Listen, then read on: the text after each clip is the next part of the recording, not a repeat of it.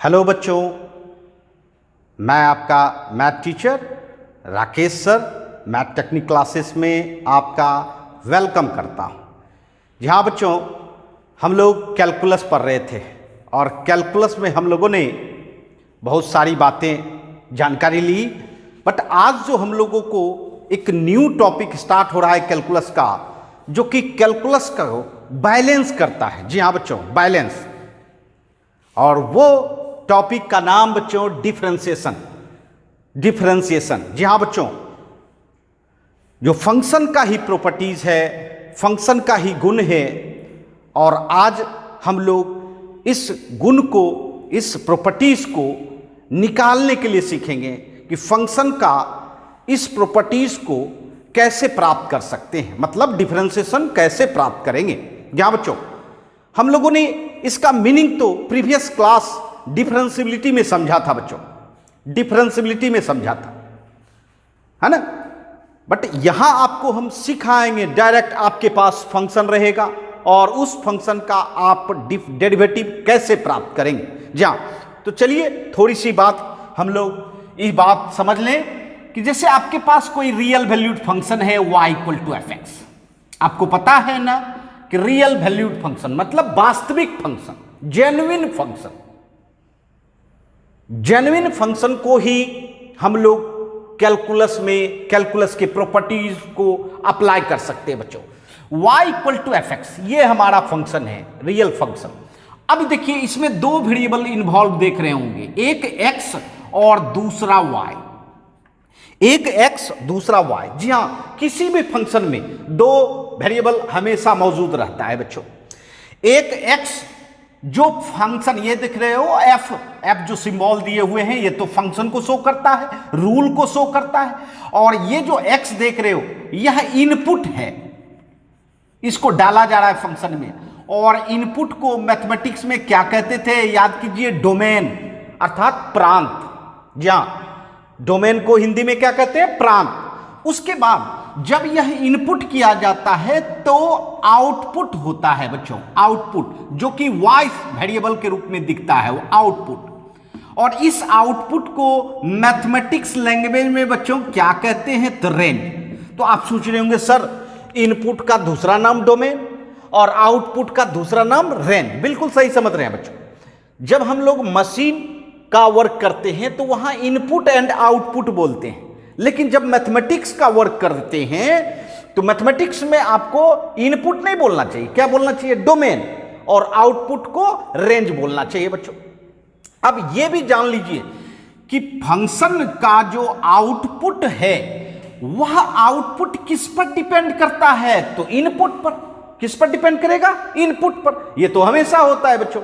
जी हां, कोई भी आउटपुट जो है वह इनपुट पर ही डिपेंड करता है। जैसे कि मैं आपको एक एग्जांपल देता हूं बच्चों। आप एग्जाम की तैयारी, है ना, एग्जाम का तैयारी आप अच्छी तरह करोगे तो निश्चित तौर पर आपका आउटपुट, दैट मीन्स रिजल्ट आपका अच्छा होगा। जी हां, निश्चित तौर पर अच्छा होगा। इसका मतलब आपने इनपुट जैसा किया, और जो बच्चे मान लीजिए नहीं पढ़ते हैं, नहीं पढ़ाई करेंगे, तो उसका रिजल्ट भी अच्छा नहीं हो पाएगा बच्चों। जी, इसका मतलब है जैसा इनपुट किया वैसा आउटपुट मिला।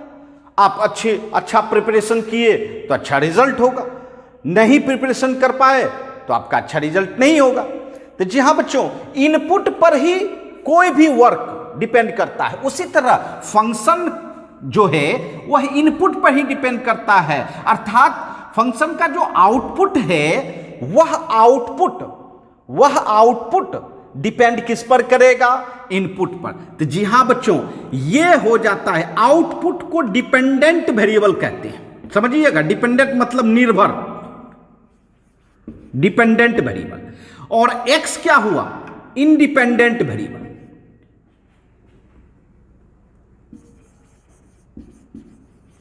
है ना। अर्थात यह निर्भर है, किस पर निर्भर है भाई, तो x पर निर्भर है। जी हाँ बच्चों, अर्थात ये आउटपुट, मैं समझाना ये चाहता हूं, जी हाँ, ये आउटपुट, इसी आउटपुट का आपको रेट ऑफ चेंज देखना है। जी हाँ बच्चों, रेट ऑफ चेंज निकालना है। रेट ऑफ चेंज निकालना है। रेट ऑफ चेंज का मतलब परिवर्तन का दर, जहां परिवर्तन का दर, जहां अर्थात y के परिवर्तन का दर निकालना है, ठीक है। और यह रेट ऑफ चेंज किस पर डिपेंड करेगा? जब आप देख रहे हो कि आउटपुट डिपेंड करता है इनपुट पर, तो निश्चित उसका चेंज भी तो डिपेंड करेगा किस पर? इनपुट पर। इनपुट मतलब डोमेन पर। तो जी हाँ बच्चों, rate of change with respect to, जी हाँ बच्चों, विथ रिस्पेक्ट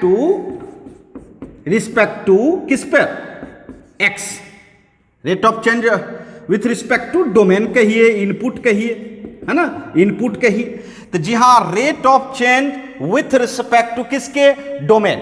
जब निकाला जाए तो इसको हम लोग डेरिवेटिव कहते हैं। क्या कहते हैं? डेरिवेटिव। जी हाँ, मैंने आपको समझाया था, डेरिवेटिव कहते हैं। और डेरिवेटिव को आप डिफरेंशियल कोफिशिएंट के रूप में भी कह सकते हैं, अर्थात अवकलन गुणांक। क्या कह सकते हैं? अवकलन गुणांक। जी हाँ बच्चों, इसका तात्पर्य यह हुआ कि y का जो चेंज होगा, है ना, उसका रेट किसके रिस्पेक्ट में? डोमेन के रिस्पेक्ट में। किसके रिस्पेक्ट में? डोमेन माने उसके सापेक्ष, क्योंकि y जो है वह किस पर डिपेंड कर रहा है? x पर। तो निश्चित y का जो चेंजिंग होगा वह किसके रिस्पेक्ट में निकाला जाएगा? तो x के रिस्पेक्ट में निकाला जाएगा, मतलब डोमेन के रिस्पेक्ट में निकाला जाएगा। उसी को तो हम डेरिवेटिव कहते हैं। उसी को क्या कहते हैं? डेरिवेटिव। और यह ध्यान दीजिएगा, यह जो मेरा प्रक्रिया हुआ, जिस प्रक्रिया से आप निकालोगे वही कहलाता है बच्चों डिफरेंशिएशन, अर्थात अवकलन। अवकलन। अब मैं समझाना चाहता हूं, ध्यान दीजिएगा।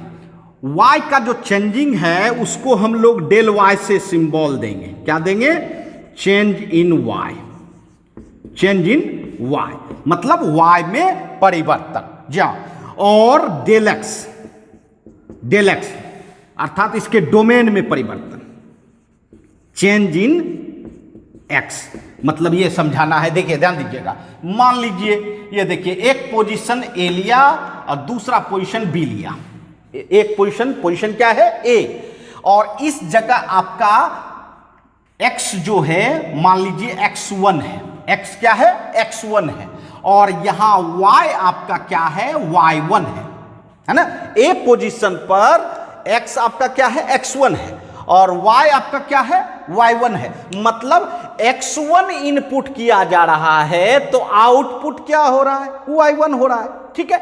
अब देखिए दूसरे पोजीशन B पर देखिए, अगर x हम कहें दूसरे पोजीशन पर x2 है, ठीक है, तो y में भी निश्चित तौर पर दूसरा पोजीशन रिजल्ट होगा, उसको हम इमेजिंग कर लेते हैं y2 है। y2 है। अब ये बताइए, A से B चेंज होने में y में क्या परिवर्तन हो रहा है? देखिए A से B चेंज होने में y में क्या परिवर्तन हो रहा है, जिसको डेल y कहेंगे। तो बताइए क्या होगा? y2 minus y1, second position minus first position करेंगे, है ना। और x में क्या परिवर्तन हो रहा है, तो उसको लिखेंगे x2 माइनस x1। तो ये हुआ चेंज। ये क्या हुआ? चेंज। जी हाँ, डेल y मतलब चेंज इन y, अर्थात y में परिवर्तन। यही हुआ बच्चों डेल y। और डेल x का मतलब चेंज इन x में परिवर्तन। इस सिंबल से डिनोट करते हैं बच्चों, इस सिंबल से डिनोट करते हैं, है ना। अब देखिए इसी चीज को जरा गौर कीजिएगा, ध्यान दीजिएगा मैं कहना क्या चाहता हूं। डेल y अगर हम स्मॉल dy से डिनोट करें, स्मॉल dy से डिनोट करें, स्मॉल dy से डिनोट करें, तो ये क्या है? तो ये भी चेंज ही हुआ, चेंज इन y। बट ये क्या हुआ? स्मॉल चेंज, बहुत छोटा परिवर्तन, है ना, स्मॉल परिवर्तन, है ना, समझ रहे हैं? स्मॉल परिवर्तन। उसके बाद स्मॉल परिवर्तन, तो ये हुआ बिगर परिवर्तन। डेल y से मतलब होता है बिगर परिवर्तन, और डेल dy का मतलब होता है स्मॉल परिवर्तन, स्मॉलर परिवर्तन। मतलब जैसे देखिए, यहां देखिए, यहां से यहां A to B bigger change है, जिसको हम लोगों ने डेल वाई से डिनोट किया या डेल एक्स से। और इसी को अगर बिल्कुल स्मॉल इंटरवल में देखा जाए चेंजिंग, स्मॉल इंटरवल में, जैसे मैं एक एग्जांपल से आपको समझाना चाहता हूं।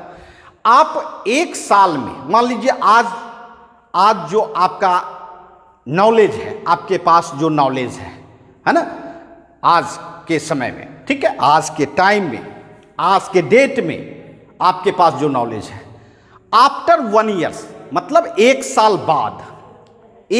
बाद निश्चित तौर पर आपके नॉलेज में चेंजिंग होगा, परिवर्तन होगा। तो टाइम 1 साल हुआ बच्चों, दैट मीन्स 12 मंथ है ना, 12 मंथ हो गया। इस 12 मंथ में आप में जो परिवर्तन हुआ वह चेंज, बिगर चेंज हुआ, जिसको डेल वाई से डिनोट करेगा या डेल एक्स से डिनोट करेगा, समझना है। और अगर हम कहें जैसे आज आपका मान लीजिए जो नॉलेज है आज के टाइम में, मान लीजिए आज के समय पर, ठीक है ना, कल नेक्स्ट डे इसी टाइम पर निश्चित तौर पर आपके नॉलेज में कुछ ना कुछ इंक्रीजमेंट होगा या डिक्रीजमेंट होगा, कुछ ना कुछ होगा, चेंजिंग होगी।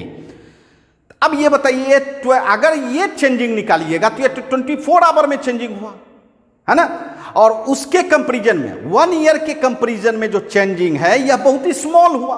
तो जी हाँ बच्चों, यही चेंज dy हुआ, समझना है, बिल्कुल छोटी सी बात है।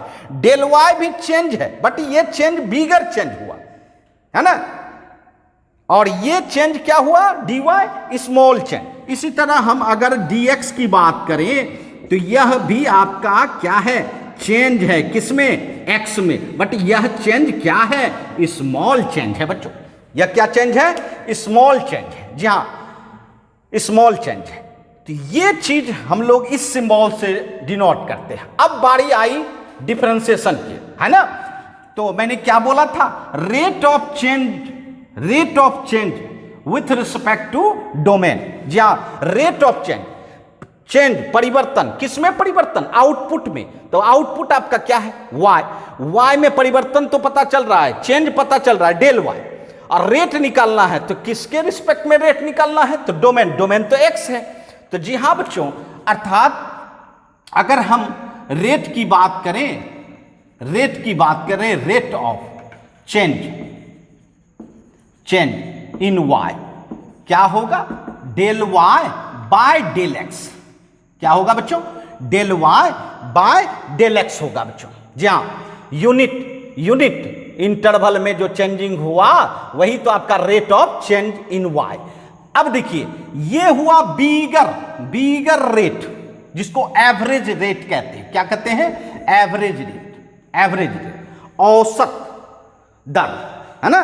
बट इसी को हम अगर स्मॉल में चेंज करें, मतलब कहने का सेंस है इसमें लिमिट लगा दिया जाए, limit del X tends to zero, वही बताना चाह रहे थे बच्चों।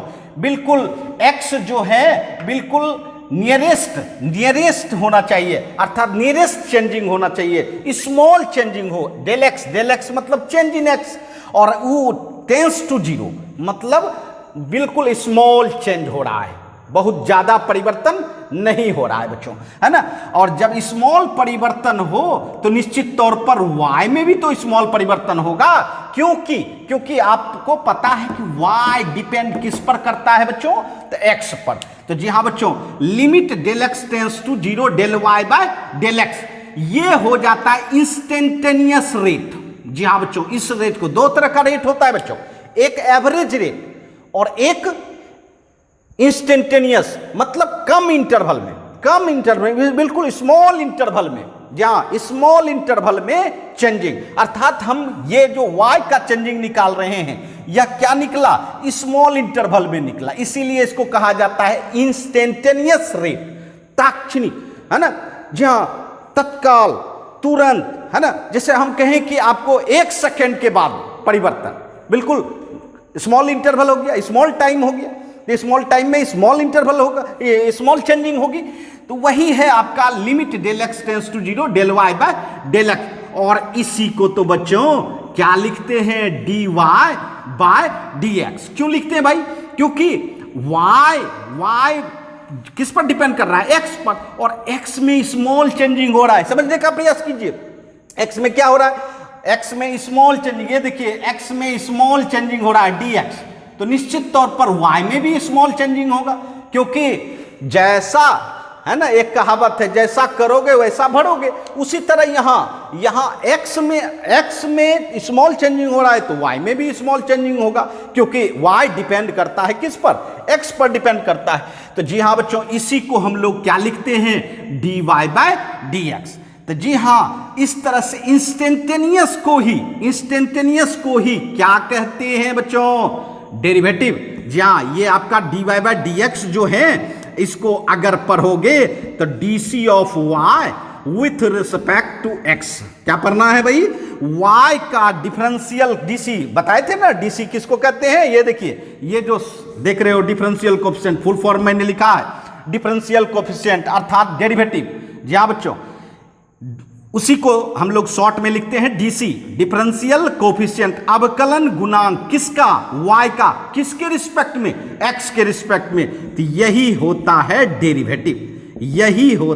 डेरिवेटिव, अर्थात ये भी कह सकते हैं डिफरेंशियल कोफिशिएंट, है ना। तो जी हां, अब हम जिस जगह जहां भी हम ये डेरिवेटिव निकालना चाहेंगे y बराबर fx का, y इक्वल टू fx का, तो हम लोग इसी रूप में लिखेंगे बच्चों, इसी रूप में dy/dx रूप में लिखेंगे। जी हाँ, तो हर सिंबल को मैंने समझाने का प्रयास किया बच्चों, बिल्कुल समझने का प्रयास करें बच्चों, और बिल्कुल आसानी से आप समझ सकते हैं, कहीं कोई परेशानी नहीं होगी आपको। जी हाँ, क्योंकि हम step by step her symbol को समझाने का प्रयास करते हैं, है ना। जी हाँ, तो चलिए हम लोग ये भी जानेंगे कि अब इसका हम कैसे निकालेंगे बच्चों। अभी तो सिंबल जान रहे थे कि ये फंक्शन है भाई, इसमें इनपुट क्या है, आउटपुट क्या है, और कैसे हम लोग डेरिवेटिव प्राप्त करते हैं। जी हाँ, और यह जो प्रक्रिया हम लोग सीखेंगे वही प्रक्रिया हमारा क्या है? डिफरेंशिएशन है ना। तो जल्दी से इसका स्क्रीनशॉट लें और फिर हम लोग आगे बढ़े बच्चों।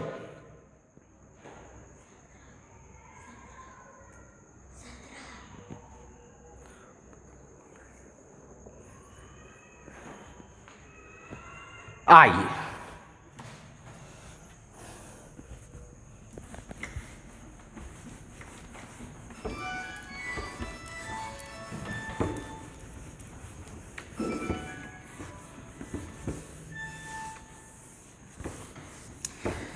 जी हाँ बच्चों, ये हम लोग डेरिवेटिव का मतलब समझ रहे थे, किस सिंबल से डिनोट करेंगे डेरिवेटिव को, है ना, वो समझ रहे थे। अब आइए, अब हम आपको डायरेक्ट बताना चाहेंगे। जैसे आपके पास फंक्शन है भाई y equal to F X, है ना। अब इसमें सब कुछ पता है आपको, इसका डेरिवेटिव करना है ना। तो निश्चित y का डेरिवेटिव हम किस सिंबल से डिनोट करते हैं भाई? dy/dx। जी हाँ, y का changing with respect to x, है ना, ये सिंबल से डिनोट करते हैं। और फिर जानिए fx जो देख रहे हो, ये fx, इसको हम लोग f' सिंबल से डिनोट करेंगे। जी हाँ बच्चों, f', यही आपका डेरिवेटिव है। ये क्या है? डेरिवेटिव है, या हम लोग इसको डिफरेंशियल कोफिशिएंट मतलब डीसी कहते हैं, है ना। डिफरेंशियल कोफिशिएंट या डीसी कहते हैं। अब सोच रहे होंगे सर fx से f' बनाया आपने, जिस प्रक्रिया से ये बनता है उसी का तो नाम पड़ता है डिफरेंशिएशन। जी हाँ बच्चों, उसी का नाम पड़ता है डिफरेंशिएशन। जी हाँ बच्चों, ये हुआ डिफरेंशिएशन बच्चों, प्रक्रिया, प्रोसेस हुआ बच्चों। तो चलिए हम लोग ये भी जान चुके हैं, जी हाँ बच्चों, कि बहुत सारे फंक्शन का डेरिवेटिव प्राप्त होता भी है और नहीं भी होता है। जी हाँ बच्चों, तो आपको हमने यही तो चेक करने के लिए सिखाया था डिफरेंशियलिटी के द्वारा हम लोग फंक्शन को चेक करते हैं, वह फंक्शन डिफरेंशिएट हो सकेगा या नहीं हो सकेगा। जी हाँ, यह प्रीवियस क्लास में हम लोगों ने ये सीखा है बच्चों। अब हमको डायरेक्ट यहां सीखना है, डायरेक्ट निकालना है। और जान लीजिए, डायरेक्ट निकालने के लिए कुछ आपको स्टैंडर्ड फंक्शन का डीसी जानना होगा, अर्थात डिफरेंशियल कोफिशिएंट जानना होगा, डेरिवेटिव जाननी होगी, है ना, डेरिवेटिव ऑफ स्टैंडर्ड फंक्शन, जहां स्टैंडर्ड फंक्शन, कुछ स्टैंडर्ड मतलब कुछ लोग होते हैं, जैसे मान लीजिए आपके टाउन में जहां एक नाम रखा जाता है, एक प्लेस का नाम रखा जाता है 0 माइल। क्यों रखा जाता है? क्योंकि वहीं से, उसी पोजीशन से शहर के चारों तरफ जहां भी जिस चीज को, है ना, मेजरमेंट किया जाता है, डिस्टेंस मेजरमेंट किया जाता है, कहां से? तो 0 माइल से उसको 0 बना दिया जाता है, फिर वहां से सबको उसी के कंपैरिजन में डिस्टेंस मेजरमेंट किया जाता है बच्चों। उसी तरह कुछ स्टैंडर्ड फंक्शन का जिसका डेरिवेटिव होता है, जी हाँ बच्चों, आपको यहां चेक करने की जरूरत नहीं कि फंक्शन डिफरेंशिएट हो रहा है या नहीं हो रहा है, ये चेक करने का डिफरेंशिएबिलिटी में होता था बच्चों। यहां हमको सिर्फ और सिर्फ इस फंक्शन को पहचानना है और उसका डेरिवेटिव लिख देना है। उसका क्या लिख देना है? डेरिवेटिव, है ना। तो चलिए, जी हाँ बच्चों, चलिए फर्स्ट नंबर आ रहा है हम लोगों का अलजेब्रिक फंक्शन, समझना है। फर्स्ट नंबर आ रहा है, क्या आ रहा है? Algebraic function. जी हाँ, आप लोगों ने बचपन से इस फंक्शन को देखा है। जी हाँ, अलजेब्रिक फंक्शन हम लोगों के मैथमेटिक्स में बार बार आता है बच्चों, अलजेब्रिक फंक्शन। आइए, अलजेब्रिक फंक्शन में सबसे पहला आता है बच्चों x to the power n। जी हाँ, x to the power n with respect to x, ध्यान देना है, x to power n, x to the power n जो है ये अलजेब्रिक फंक्शन है ना। यहां देखिए x एक वेरिएबल है ना, और n जो देख रहे हो n एक कांस्टेंट है। n क्या है? n कांस्टेंट है, कोई भी रियल नंबर हो सकता है, कोई भी रियल नंबर हो सकता है ना, कोई भी रियल नंबर हो सकता है। और जान लीजिए ये फंक्शन है और इस फंक्शन का आपको डिफरेंशिएशन करना है। जी हाँ, क्योंकि स्मॉल डी से ही पता चल जाएगा कि आपको डीसी करनी है, डीसी करनी है। और किसके रिस्पेक्ट में? तो देखिए यहां दे दिया गया है उसके डोमेन के रिस्पेक्ट में, क्योंकि डोमेन इसका बेस होता है, बेस माने एक्स होता है ना। इसका डीसी देखिए, ध्यान दीजिएगा क्या होता है, समझिए। ये जो पावर है बच्चों, ये पावर, इस पावर को आगे लाओ, जहां डी हट जाएगा, क्योंकि डिफरेंशिएशन तो आपने अगर कर दिया तो डी लिखने की जरूरत नहीं है। तो जी हाँ, पावर आगे आता है और पावर में एक माइनस हो जाता है, समझिएगा। जी हाँ, पावर जो देख रहे हो, पावर आगे आएगा और पावर में एक माइनस हो जाएगा। इसका मतलब है x टू पावर n का डीसी x के रिस्पेक्ट में क्या होता है? n x to power n minus 1, है ना। चलिए इस पर हम कुछ क्वेश्चन बनाए बच्चों, चलिए आप लोग बताएंगे। x with respect to dx, अब बताइए x।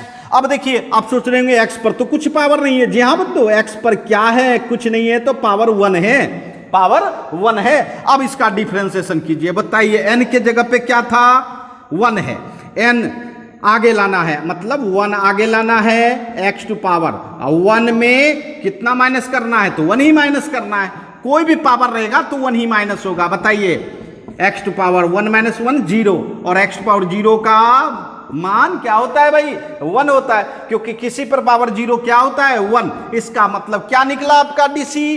1 निकला। जी हाँ, अर्थात x टू पावर 1 का डीसी x के रिस्पेक्ट में क्या निकला? 1 निकला, है ना। समझ गए होंगे। चलिए फिर और एग्जांपल लेते हैं, आप भी बनाएंगे बच्चों, आप भी बनाएंगे। x स्क्वायर का डीसी करना है x के रिस्पेक्ट में। बताइए यहां पावर क्या है? पावर क्या है? तो निश्चित तौर पर सब लोग कहेंगे 2 पावर है बच्चे, 2 पावर है। बताइए डीसी करने में पावर क्या होता है? पावर आगे आ जाता है, 2 आगे आ जाता है, और x पे पावर क्या लिखेंगे? 2 माइनस 1। देखिए यहां भी माइनस 1 ही हुआ, क्यों? क्योंकि मैंने कहा था कि पावर में -1 ही करना है भाई, है ना। चलिए 2 इंटू एक्स टू पावर 1 कह सकते हैं, 2 माइनस 1 1, या तो क्या हो गया आपका? 2x हो गया। अर्थात x स्क्वायर का डीसी x के रिस्पेक्ट में क्या हो गया? 2x हो गया बच्चों। जहां बिल्कुल आज हम आपको सिखा के ही छोड़ेंगे, क्योंकि आपको बड़े से बड़े फंक्शन का डीसी करना है तो निश्चित तौर पर छोटे मोटे फंक्शन का आप डीसी तो मुंजवानी कर लोगे। बताओ जल्दी से आप लोग बताओ एक्स क्यूब का डीसी। जहां आपको 10 सेकंड दिए, जहां बच्चों 10 सेकंड में आप बनाइए, 10 सेकंड में बनाइए जल्दी से। x टू पावर 3, सबसे पहले नजर जानी चाहिए पावर पर। बताइए पावर क्या है? 3 है तो पावर आगे आएगा, है ना। और x टू पावर में कितना माइनस करने बोले थे? 1, 3 माइनस 1। चलिए बताइए 3x टू पावर 2 मतलब 3x स्क्वायर। इसका मतलब है x क्यूब का डीसी क्या हो गया? डिफरेंशियल कोएफिशिएंट क्या हो गया? अर्थात अवकलन क्या हो गया भाई? तो 3x स्क्वायर। जी हाँ 3x स्क्वायर, समझ रहे हैं। अब चलिए हम लोगों ने पॉजिटिव पावर तो बहुत लिया, अब चलिए एक निगेटिव पावर लेते हैं, -1 लेते हैं। क्या इसका डीसी कर पाएंगे? बिल्कुल कर पाएंगे। अभी बताओ पावर क्या है? पावर क्या है बताइए जल्दी। -1, तो -1 को क्या करेंगे? आगे करेंगे। और x पे पावर आपका -1, और उसमें क्या होगा? माइनस। देखिए माइनस तो हमेशा -1 ही करते थे। बताइए -x टू पावर -2, बोलिए ये नीचे लाएंगे 1/x स्क्वायर, है ना। तो देखिए x टू पावर -1 का डीसी या तो आप -x तो पावर -2 बोल सकते हैं या -1/x स्क्वायर बोल हैं, है ना। अच्छा फिर लेते हैं x to power -2, x to power -2। जी हाँ बच्चों, अलजेब्रिक फंक्शन में कोई भी पावर हो तो हम लोग उसका डीसी इसी फॉर्म के आधार पर करेंगे बच्चों। बताइए आप लोग जल्दी से। x टू पावर -2, पावर क्या दिख रहा है? -2 को आगे लाएंगे और -2 में -1 करेंगे, क्योंकि हमेशा क्या करना है? -1 ही करना है ना। तो चलिए बताइए ये क्या हो गया? x to power -3। और अगर पावर को, जी हाँ x पे पावर -3 है अर्थात पावर में निगेटिव साइन लगा है, अगर उसको पॉजिटिव बनाना होता है तो क्या करते हैं? नीचे लाते हैं। इसलिए -2/x³ कर सकते हैं। आ रही बात समझ में? जी हाँ बच्चों, तो हम लोग बहुत सारा प्रॉब्लम बना सकते हैं इस पर आसानी से, कहीं कोई परेशानी नहीं होनी चाहिए। तो जल्दी से इसका स्क्रीनशॉट लें, क्योंकि आप समझ गए होंगे, है ना। अब नेक्स्ट हम लोग देखेंगे बच्चों।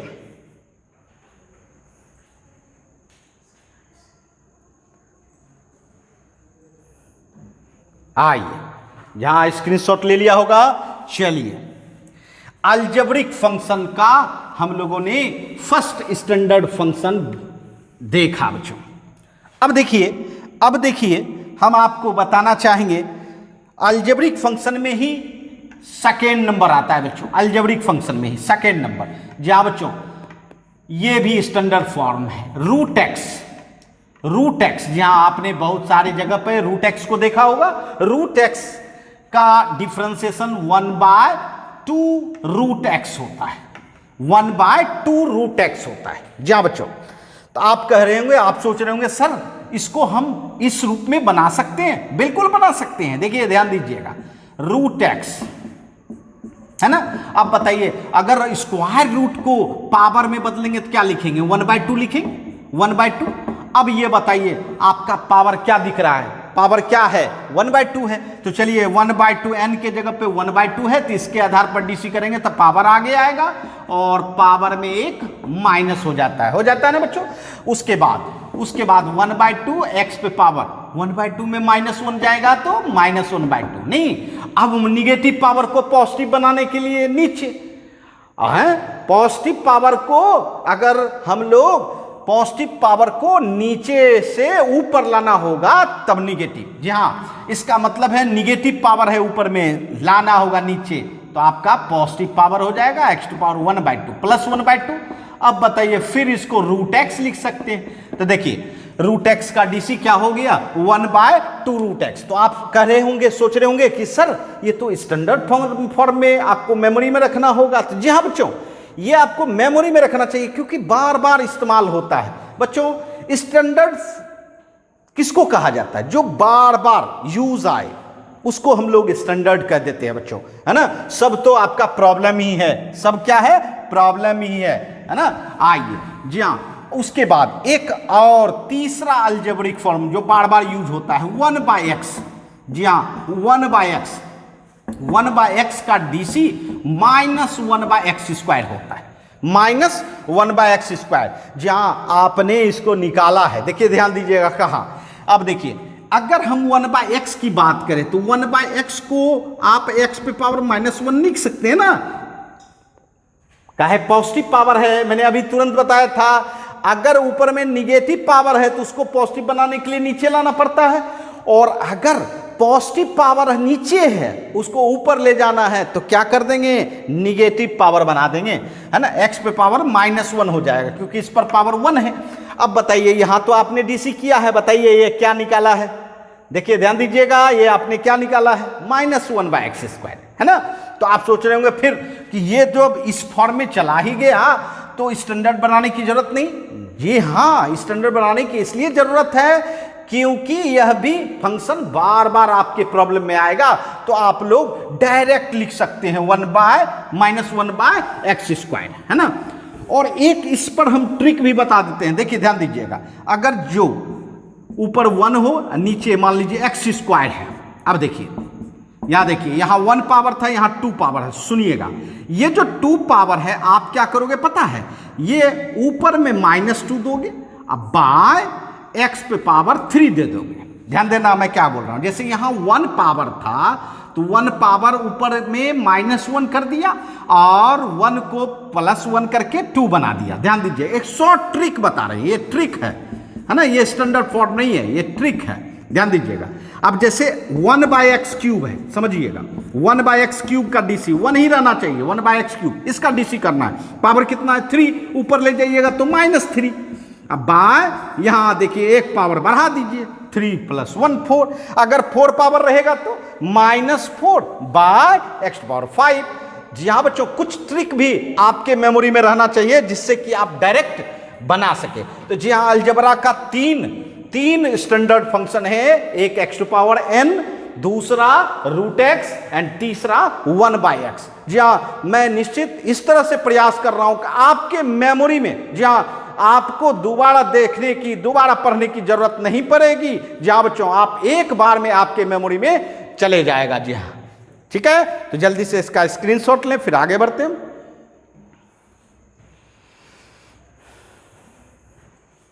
आइए बच्चों, तो जी हाँ, हम लोग अलजेब्रिक फंक्शन का डेरिवेटिव देख रहे थे, और अलजेब्रिक फंक्शन हम लोगों को 3 स्टैंडर्ड फंक्शन मिला। और जान लीजिए, दुनिया में जितना भी अलजेब्रिक फंक्शन है, इसी 3 के आधार पर हम उसका डेरिवेटिव प्राप्त करेंगे बच्चों, है ना। चलिए आइए अब हम लोग जाने, जी हाँ, और वो ज्यादातर कौन सा फंक्शन मिलता है, आप बताओ, जल्दी से बताओ, है ना। आप सोचिए। जी हाँ बच्चों, पहला तो अलजेब्रिक फंक्शन हमेशा मिलता है, और दूसरा क्या मिलेगा, ट्रिगोमेट्रिकल फंक्शन। जी हाँ बच्चों, ट्रिगोनोमेट्रिकल फंक्शन, त्रिकोणमितीय फलन। जी हाँ, अर्थात जनरल हम लोगों को अलजेब्रिक फंक्शन मिलता है, और फिर दूसरा आपको क्या मिलेगा, ट्रिगोमेट्रिकल फंक्शन। आइए, ट्रिगोमेट्रिकल फंक्शन, कितने फंक्शन आपने पढ़ा है बच्चों प्रीवियस क्लास में, 6 फंक्शन, नहीं, sine, cos, tan, cot, sec and cosec, इस 6 का डेरिवेटिव जानेंगे और उस डेरिवेटिव का इस्तेमाल करेंगे। जी हाँ बच्चों, तो चलिए ट्रिगोमेट्रिकल फंक्शन में हम लोग जाने सबसे पहले साइन एक्स। क्या जानेंगे, साइन एक्स। देखिए, इस सिंबल का मतलब समझिएगा, बार बार मैं कह रहा हूं, डी मतलब डिफरेंशिएट करना है भाई, डेरिवेटिव प्राप्त करना है।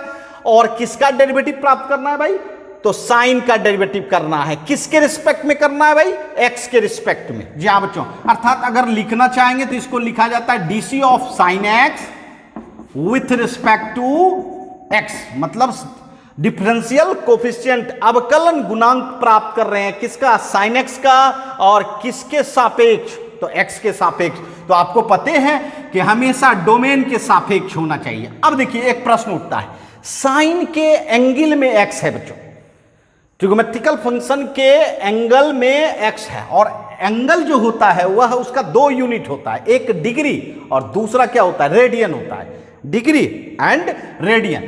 तो जान लीजिए ये जो आप डेरिवेटिव प्राप्त करते हो यह रेडियन में होना चाहिए। क्या होना चाहिए, रेडियन में। और आपको अगर कहीं यह डिग्री में मिले तो सबसे पहला काम है उसको चेंज करना। और चेंज किस रिजल्ट के आधार पर कर सकते हैं, ये देखिए 1 degree equal to pi by 180 degree 180 radian. जी हाँ, 1 डिग्री के प्लेस पर आप पाई बाय 180 डाल दीजिएगा और रेडियन में आ जाएगा, क्योंकि रेडियन ही रहेगा तभी आप उसका डीसी कर पाएंगे। और क्या होता है डीसी बंधु, साइन एक्स का डीसी बच्चों कॉस एक्स। जी हाँ, साइन एक्स का डीसी कॉस एक्स। जी हाँ बच्चों, और ध्यान रखना है कि ट्रिगोमेट्रिकल फंक्शन का एंगल रेडियन होना चाहिए। चलिए अब चलिए फिर cos x का डीसी करते हैं, cos x का डीसी, और किसके रिस्पेक्ट में, तो उसके एंगल के रिस्पेक्ट में, क्योंकि एंगल ये होता है डोमेन बच्चों। और आप जान रहे हो कि जब तक हम लोग डोमेन के रिस्पेक्ट में किसी भी फंक्शन का डेरिवेटिव नहीं निकालेंगे तो नहीं होगा, है ना। cos x का डेरिवेटिव क्या होता है भाई, साइन एक्स। जी हाँ, जस्ट उल्टा, साइन का डेरिवेटिव कॉस और कॉस का डेरिवेटिव साइन एक्स। बट एक और चीज यहां लगेगा, वो है माइनस साइन, वो है माइनस साइन। जी हाँ, क्यों भाई, क्योंकि माइनस साइन इसलिए लगता है क्योंकि कॉस का पहला लेटर सी है, और सी मतलब क्या होता है, कैट। सी मतलब कैट, और कैट माने बिल्ली। जी हाँ बच्चों, अर्थात बिल्ली हमेशा, है ना, हमेशा निगेटिव सोचती है। जी हाँ, कैसे, अब देखिए एक कहावत है बच्चों, अगर किसी के घर में बिल्ली रहती है तो वह बिल्ली हमेशा अपने मालिक के बारे में सोचती है कि मालिक अंधा हो जाए। जी हाँ, तब मैं उसके घर में जितने भी दूध होंगे, है ना, वो सब पी जाऊंगी। जी हाँ बच्चों, इसीलिए कहा जाता है कि बिल्ली को पालना नहीं चाहिए, रखना नहीं चाहिए, है ना। उसी तरह ट्रिगोमेट्रिकल फंक्शन में, जी हाँ, यहां भी एक कहावत ही है, ऐसा नहीं कि सी के चलते ही माइनस आएगा। यहां भी एक सिद्धांत, एक प्रिंसिपल बन गया है कि जिस फंक्शन में, है ना, जिस फंक्शन का पहला लेटर सी हो उसके डेरिवेटिव में क्या लगाना, निगेटिव लगा देना बंधु। क्या लगा देना, निगेटिव। ये नहीं कि सी के चलते हो रहा है, ऐसा नहीं है, सी के चलते नहीं हो रहा है, सिर्फ ये एक कथा हो गई, ये एक हम लोग सिद्धांत बना लिए कि भाई पहला लेटर सी है इसलिए माइनस होगा ही। और आप देखोगे, जी हाँ, आप देखोगे हर फंक्शन में यही बात है, जिस फंक्शन का पहला लेटर सी है उसमें माइनस लगेगा। जी हाँ बच्चों, आइए थर्ड नंबर, ये आप मेमोरी में रख सकते हैं। चलिए 10x का डेरिवेटिव क्या होता है भाई, सेक स्क्वायर्ड एक्स। जी हाँ बच्चों, 10x का डेरिवेटिव सेक स्क्वायर्ड एक्स। अब देखिए 10x का पहला लेटर सी तो नहीं है, इसीलिए इसमें माइनस नहीं है भाई। चलिए cot x, जी हाँ बच्चों, cot x, बताइए cot x का डेरिवेटिव क्या होता है भाई, कोसेक स्क्वायर्ड एक्स। जी हाँ, cot x का derivative cosec square x. But एक चीज छूट रहा है भाई, क्या है, देखिए जरा, कॉट का पहला लेटर क्या है, सी है, तो निश्चित तौर पर इसमें क्या लगेगा, माइनस लगेगा बच्चों, है ना। जी हाँ, 5 नंबर, सेक एक्स का डीसी, सेक एक्स का डीसी बच्चों सेक एक्स इंटू 10x होता है। सेक एक्स का डेरिवेटिव क्या होता है, सेक एक्स इंटू 10x। जी हाँ बच्चों, उसके बाद आता है बच्चों हम लोग का 6 नंबर, कोसेक एक्स। जी हाँ, कोसेक एक्स, बताइए कोसेक एक्स का क्या हो सकता है, तो जी हाँ, cosec x into cot x, cosec x into cot x. क्योंकि देखिए ध्यान दीजिएगा, 10 का सेक होता है तो निश्चित 10 और सेक का रिश्ता होगा, 10 और सेक का रिश्ता। यहां देखिए कॉट किसके साथ रिश्तेदार है, कोसेक एक्स के, इसीलिए कोसेक कॉट हुआ, है ना, साधारण सी बात है। अब बताओ इसमें एक और चीज छूट रहा है, वो है माइनस साइन, माइनस देना होगा। इसका मतलब क्यों, क्योंकि कोसेक का पहला लेटर क्या है, सी है बच्चों, है ना। जी हाँ, इसका मतलब देखिए साइन एक्स का डेरिवेटिव क्या देखा, कॉस एक्स, कॉस का डेरिवेटिव क्या देखा, माइनस साइन एक्स, 10x का डेरिवेटिव क्या देखा, सेक स्क्वायर एक्स। और cot x का डेरिवेटिव क्या देखा, minus cosec square x. Sec x का डेरिवेटिव क्या देखा बच्चे, sec x into tan x, and cosec x का derivative minus cosec x into cot x. जी हाँ, तो इस 6 फंक्शन में 3 फंक्शन जिसमें c है उसमें माइनस लगा है, जिसमें c नहीं है वह प्लस उसका डेरिवेटिव हुआ है ना। तो जल्दी से इसका स्क्रीनशॉट लें। ये 6 ट्रिगोमेट्रिकल फंक्शन हम लोग देख चुके हैं।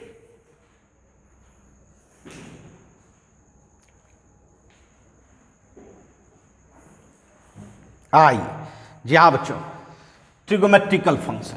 अब चलिए हम लोग इसके जी हाँ इनवर्स वाले फंक्शन को देखें। इनवर्स वाला फंक्शन कौन है बताइए, इनवर्स ट्रिगोमेट्रिकल फंक्शन। जी हाँ बच्चों, इनवर्स ट्रिगोमेट्रिकल फंक्शन,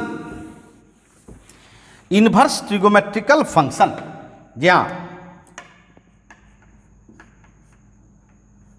इनवर्स ट्रिगोमेट्रिकल, ट्रिगोमेट्री का इनवर्स नहीं, ट्रिगोमेट्री का इनवर्स।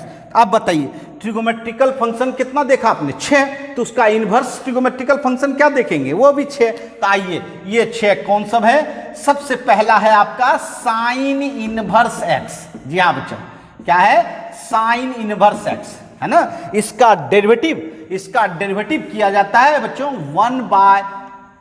1/√1 minus x square. जी हाँ बच्चों, 1/√1 माइनस एक्स स्क्वायर, ये आपका साइन इनवर्स एक्स का डेरिवेटिव हुआ है ना। साइन इनवर्स एक्स का डेरिवेटिव हुआ तो निश्चित कॉस इनवर्स एक्स, जी हाँ, इसका भी डेरिवेटिव जो है यही होता है 1/√1 माइनस एक्स स्क्वायर। लेकिन इसमें एक और साइन आएगा, वो है बताइए इस फंक्शन का पहला लेटर क्या है, सी है, तो माइनस आना चाहिए। तो जी हाँ बच्चों, ये देखिए साइन इनवर्स और कॉस इनवर्स में सिर्फ अंतर है साइन का, साइन इनवर्स का प्लस, कॉस इनवर्स का माइनस, है ना। उसके बाद आता है टेन इनवर्स एक्स।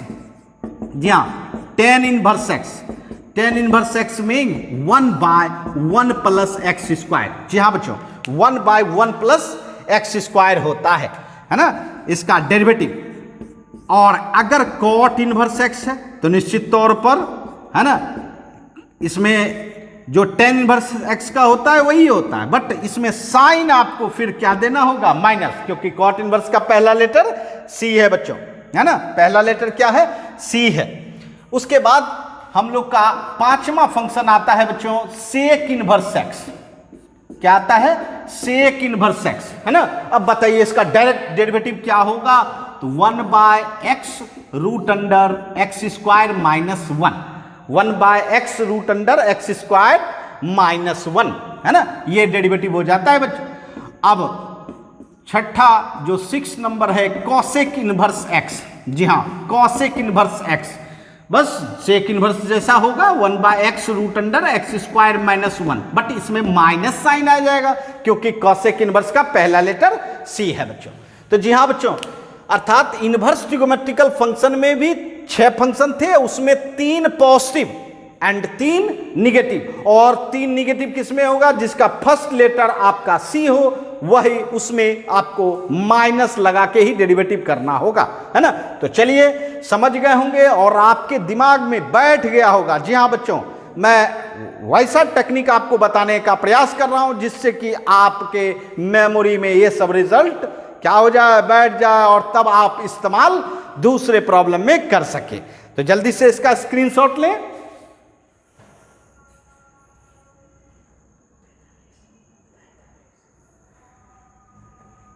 आइए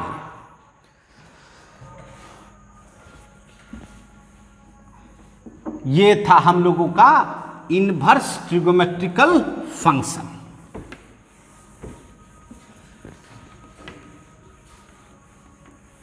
अब हम लोग देखते हैं बच्चों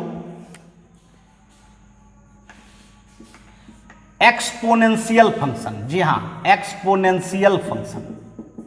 कौन सा फंक्शन, एक्सपोनेंशियल फंक्शन।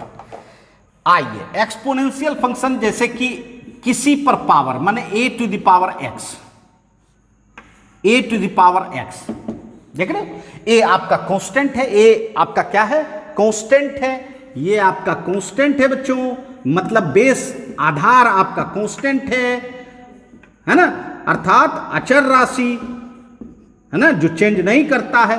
और x आपका क्या है, वेरिएबल है, जो पावर के रूप में है ना, पावर के रूप में जो चर राशि कहलाता है भाई। अब e⁻x एक्सपोनेंशियल फंक्शन है बच्चों। जी हाँ, जब भी पावर की बात हो जाती है ना, और पावर में क्या हो, वेरिएबल, तो ये एक्सपोनेंशियल फंक्शन के नाम से जाना जाता है। इसका डेरिवेटिव होता है e⁻x log a। जी हाँ, e⁻x log a। और आप सोच रहे होंगे सर बेस में क्या होगा, भाई बंधु, लॉग के बेस में तो हमेशा है ना क्या, अगर नहीं दे रहे हैं तो ई है ना, ई। जी हाँ बच्चों, उसके बाद आपका स्टैंडर्ड फंक्शन में आता है e⁻x। क्या आता है बच्चों, e⁻x। बताओ इसका क्या होगा, इसी के आधार पर बताओ, e⁻x log e, e⁻x log e। और आपको पता है log e का मान कितना होता था, जल्दी से बताइए, 1। log e का मान बच्चों 1। जी हाँ, log e का मान 1 होता है बंधु, इसीलिए 1 अगर डाल देंगे तो क्या हो गया, e⁻x। इसका मतलब क्या हुआ कि e⁻x का डेरिवेटिव जो है e⁻x ही होता है। इसका मतलब है इसमें कोई चेंजिंग नहीं होता है बच्चों। हाँ बिल्कुल सही सोच रहे हैं, इसमें कोई चेंजिंग नहीं होता है ना, ना डिक्रीज करता है ना इंक्रीज करता है। या अब देखिए एक एग्जाम्पल से बताना चाहेंगे, जैसे आपको 2⁻x का डीसी करना है, 2⁻x का डीसी, बताइए 2⁻x का डीसी क्या होगा। a के जगह पे 2 है भाई, तो 2⁻x log 2 क्या करेंगे, 2⁻x log 2 है ना। अच्छा चलिए, अगर हम कहें कि 2⁻x बाय 3⁻x, इसका डीसी करो। जी हाँ, 2⁻x बाय 3⁻x कैसे डीसी करोगे, समझना है। देखिए 2⁻x का डीसी तो x के रिस्पेक्ट में होना चाहिए ना, ये तो नहीं है। और 3⁻x का डीसी किसके रिस्पेक्ट में होना चाहिए, ये भी x के रिस्पेक्ट में होना चाहिए। तो देखिए ध्यान दीजिएगा, ये x मैंने कर दिया, dx दोनों में कर दिया। अब बताओ 2⁻x का डीसी तो आप कह सकते हो 2⁻x log 2, और नीचे का डीसी 3⁻x log 3 है ना। इसका मतलब है ये देखिए दोनों का पावर सेम है, तो 2/3 पे पावर x और log 2/log 3 ये बना देंगे log base 3 2। तो आप सोच रहे होंगे ये प्रॉब्लम क्यों दिए सर, ये प्रॉब्लम क्यों दिए, क्योंकि आपके बोर्ड में, या आपके ये बोर्ड में आया हुआ प्रॉब्लम है। जी हाँ, अर्थात d2 पावर, ऊपर भी कांस्टेंट पे पावर वेरिएबल है और नीचे भी कांस्टेंट पे पावर वेरिएबल है। तो मैंने क्या किया, ऊपर भी डीसी कर दिया, नीचे भी डीसी कर दिया, और फिर दोनों का डीसी सिंप्लीफाई करके लिख दिया।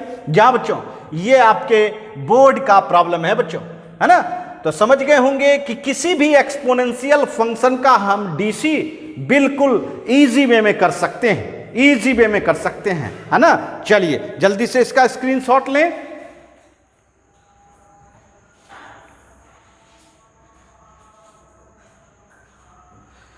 आइए, समझ गए होंगे। अब देखिए, अब आपको हम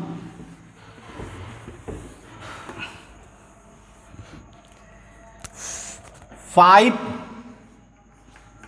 जी हां 5 जो कि लॉगरिथमिक फंक्शन है। क्या है, लॉगरिथमिक फंक्शन, लॉगरिथमिक फंक्शन। जी हां, लॉग का डीसी करेंगे बच्चों, लॉग का। आइए, क्या होता है लॉग का डीसी, आइए, लॉग बेस ई एक्स। अब ध्यान दीजिएगा, अगर आप बेस ई दे रहे हो तो आपको पता है कि बेस ई आपका स्टैंडर्ड बेस होता है भाई, और अगर नहीं भी देते हो तो भी इसका बेस क्या समझा जाएगा, ई ही समझा जाएगा, है ना। अर्थात log x लिखें या log बेस ई लिखें, x के रिस्पेक्ट में डीसी क्या होता है, 1/x। जी हाँ बच्चों, क्या होगा, 1/x। जी हाँ, और अगर आप सोच रहे हैं कि सर अगर कोई बेस दूसरा हो, मान लो a हो, तब डीसी क्या करोगे, तब डीसी क्या करोगे, बिल्कुल आसान, आप क्या करोगे, 1/x तो होगा ही, 1/x तो होगा ही, बट इसके साथ आपको ये log a रखना होगा, अर्थात ऐसे लिख दो log a रखना होगा। तो इसका मतलब क्या हो गया, 1 बाय x log a। जी हाँ, एक प्रॉब्लम आपको बनवा देते हैं, देखिए ध्यान दीजिएगा, log बेस 2x डीसी करना है। आप क्या करोगे, सबसे पहले आसान ट्रिक 1 बाय x तो कहोगे और उसके बाद इंटू log 2। इसका मतलब क्या डीसी हो गया, 1 बाय x log 2, है ना। तो इसका मतलब लॉगरिथमिक फंक्शन में ये दो स्टैंडर्ड फंक्शन है बच्चों।